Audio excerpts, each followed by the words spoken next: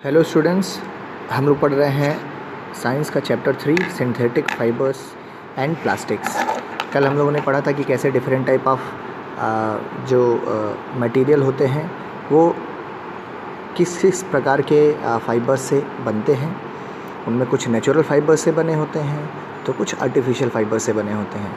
और कल ये टेबल नंबर 3.1 मैंने आपको कहा था कि आप इसको फिल करिए और मुझे भेजिए। हमने भी पढ़ा था कि सिंथेटिक फाइबर क्या होते हैं और हमने कहा था कि वास्तव में ये केमिकल्स के छोटे छोटे यूनिट होते हैं, यानी छोटे छोटे टुकड़े होते हैं जो आपस में मिल करके एक लार्ज चेन बना लेते हैं। जैसे सामने का हमको एक नेकलेस दिखाई दे रहा है, इसमें आप देखेंगे कि एक धागे से सब छोटे छोटे इसके बीड्स जो मनके हैं वो जुड़े हुए हैं और एक लंबा चेन बना रहे हैं। तो ऐसे ही केमिकल्स आपस में जुड़ करके लंबा चेन बनाते हैं। जैसे देखिए पेपर क्लिप्स हैं, आपस में जुड़ करके एक चेन बना रही हैं। ऐसे छोटे छोटे केमिकल मिल करके जो लंबी चेन बनाते हैं उनको हम पॉलीमर कहते हैं। कौन कौन से ऐसे पॉलीमर्स या सिंथेटिक फाइबर्स होते हैं इसके बारे में भी हमको जानना है। तो एक जो इम्पॉर्टेंट सिंथेटिक फाइबर है वो है रेयॉन।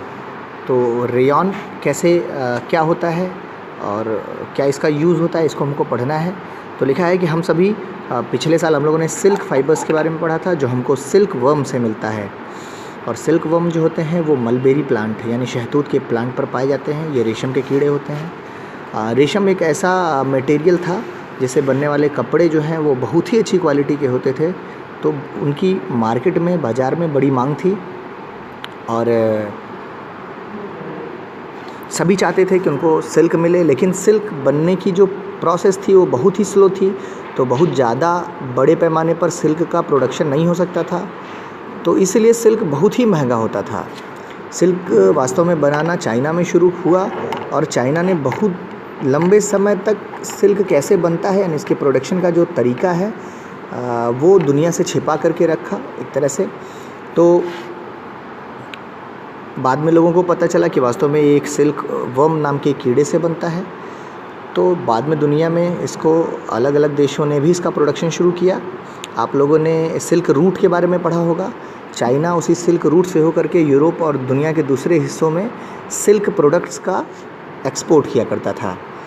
तो क्योंकि सिल्क बड़े पैमाने पर बनाना संभव नहीं था तो इसीलिए साइंटिस्ट जो थे वो बड़े लंबे समय से लगे हुए थे कि किसी भी तरह से सिल्क को आर्टिफिशियली बनाया जाए।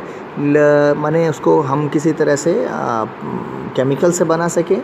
लंबे समय तक लोग इसमें लगे रहे।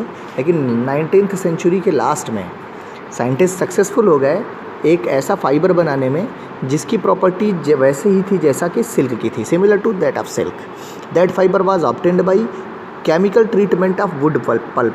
अब ये इसको ध्यान में रखने वाली बात है। वुड पल्प यानी लकड़ी का गूदा जो होता है, लकड़ी को कुछ केमिकल्स के साथ रिएक्शन करा करके और एक फ़ाइबर बनाया गया जिस फाइबर को बोला गया रेयॉन, उसका नाम दिया गया या आर्टिफिशियल सिल्क कहा गया क्योंकि ये नकली तरह से बनाया गया था ये सिल्क। तो इसको आर्टिफिशियल सिल्क या रेयॉन दिया गया। रेयॉन क्योंकि एक नेचुरल सोर्स से मिला, नेचुरल यानी प्राकृतिक चीज़ जिसको जो हमने यहाँ वुड पल्प जिसको लिखा है यहाँ पे। तो क्योंकि ये एक वुड पल्प जो है वो एक नेचुरल चीज़ है इसीलिए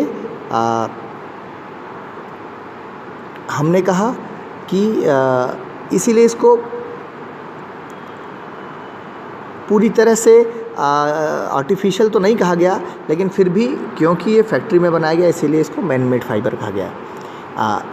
अब इसकी क्या खासियत होती है, ये बहुत ही सस्ता होता है, cheaper than silk and can be woven like silk fibre. और इसको एकदम सिल्क फाइबर की तरह ही बुना जा सकता है, ठीक है। इसको डाई भी किया जा सकता है अलग अलग कलर्स में और इसको कॉटन के साथ मिक्स करके और बेडशीट या वूल के साथ मिला करके इसको कारपेट यानी कि कालीन बनाए जा सकते हैं। तो ये खासियत थी इस फाइबर की। देखिए यहाँ पर कुछ आइटम्स दिए गए हैं मेड फ्रॉम रेयॉन। देखिए यहाँ पर कारपेट्स हैं, बेडशीट्स हैं, कुछ ख़ास तरह की साड़ियाँ देखिए बनाई गई हैं। तो ये सब सारी चीज़ें रेयॉन नाम के फाइबर से बनाई गई जिसकी प्रॉपर्टी ठीक सिल्क जैसी थी, दिखने में एकदम रेशम जैसा लगता था।